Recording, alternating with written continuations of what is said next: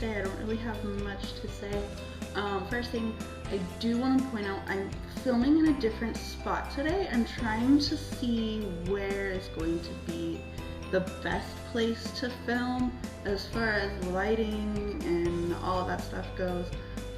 It's kind of dark everywhere today because it's raining here, and it has been for like the past 4 days. So if the light's kind of not so great, bear with me on that. What I kind of wanted to talk about today is just why I'm doing this channel, or why I'm here trying to get started on YouTube and everything else.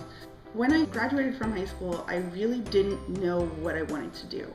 I planned on going into education, but I wasn't sure what I wanted to do with it, and I was more of looking towards what I now know to be more of educational therapy or through the arts. That's what I was really interested in when I graduated high school. It started as just an interest in dance, but as I went through high school and got more experience in different things, it became kind of all of the arts, the dance, the music, the drama, and the arts itself.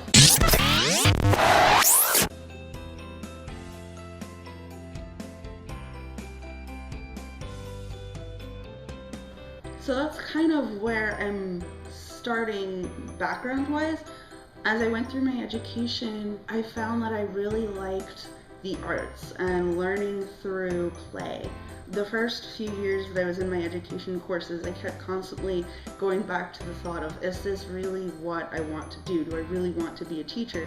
Because from my perspective, I never wanted to be a classroom teacher. Maybe when I was like in elementary school and I would pretend to be a teacher, back then, yeah, that sounded like a cool idea. But as a high schooler and beyond, when you actually start thinking about your career and what you want to do with it, I wasn't very interested in being a classroom teacher. I finished my education, halfway through my education, and I got my first job at a museum. So I'm kind of representing today. This is just so happens to be where I worked for the first like 3 years of my teaching career.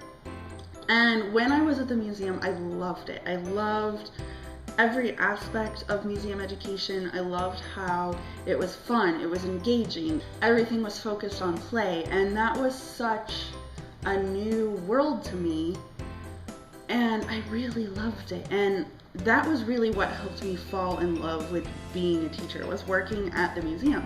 Teaching at the museum, I did occasional like writing curriculum, I learned about how the grants work at the museum. I did so much, I saw so many different sides of the education part of working in a museum, and I really fell in love with it and fell in love with teaching through it. I left the museum to get my first job in a classroom with a preschool. I started out in VPK and ended up in a 2-year-old classroom. So it was kind of a big change from what I had been doing at the museum. Even going from VPK to 2s was a big change. These are pre-kindergarten kids, and I dropped down to kids who were 1 like a month ago. So that was a big change, but I also loved working with the younger children.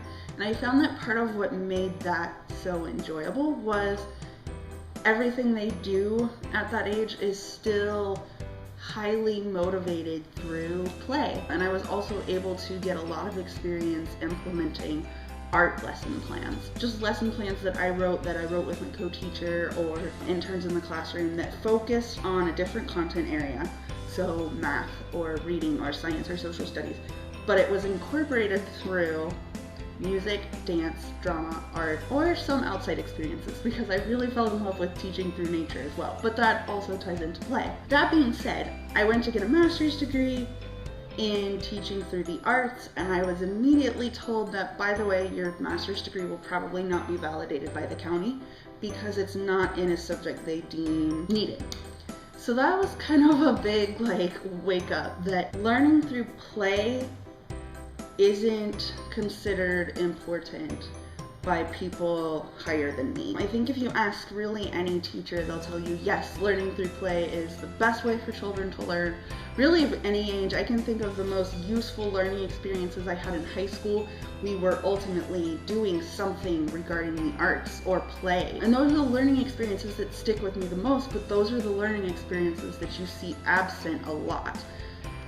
So that's kind of what started my initiative with Hearts and Smarts, is just putting the arts back into education, putting the play back into education, making learning experiences meaningful, especially because the children who usually need it the most are the children who don't get it. That's really sad to me that you have kids who don't get any art experience just because they're not deemed important or necessary or helpful.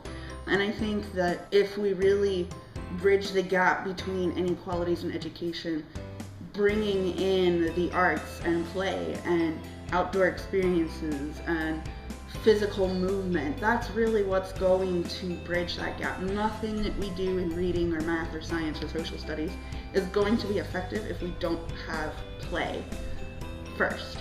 Kind of where I come from in starting this channel, this Facebook page.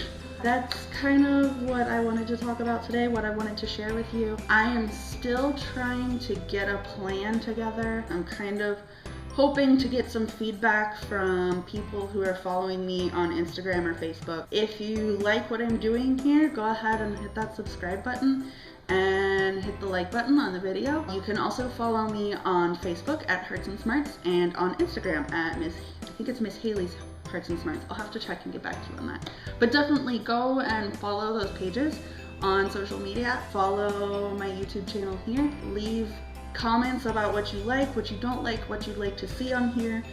Any feedback that you have for me would be amazing. I obviously, if you saw my last video, I have ideas of what I want to do with this channel, but they're not like 100% certain, so any feedback is definitely helpful. So yeah, hopefully you like this video. Bye guys.